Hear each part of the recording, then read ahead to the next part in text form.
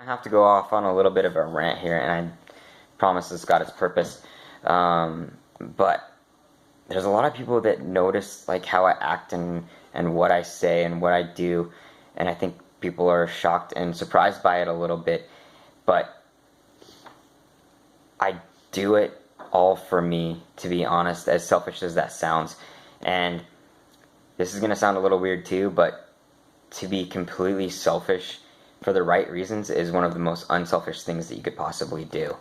Say that I shoot for limits for a reason, sorry, not limits, but I shoot for limitless, because I know how I've kept myself in the past, and I know how I've tried to find happiness just for other people, like being a kind person, like giving to others, just in the wrong way. Like, you have to do things for yourself before anyone else, and the way to do that is to follow your passions and make yourself crazy happy, like ridiculously happy. That's why you're here.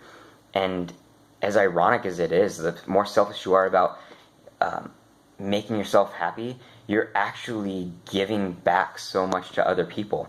Because you show your happiness, you show your drive, and you'd be amazed by the rippling effect that has on others. When you're constantly happy and in a good mood, people wonder, how is that possible? Like, why is this person always up and never down?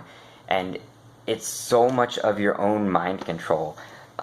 Habit and drive is not easy all the time, but there's a reason for it, and the way it affects other people is one of the biggest and most valuable things that you can do for yourself. Like, it's the deepest happiness that you can do is when you're giving your gift and your value to everybody else. We have dreams, but they're not necessarily dreams. They're gifts that we've put off as dreams, like these things that we can't achieve.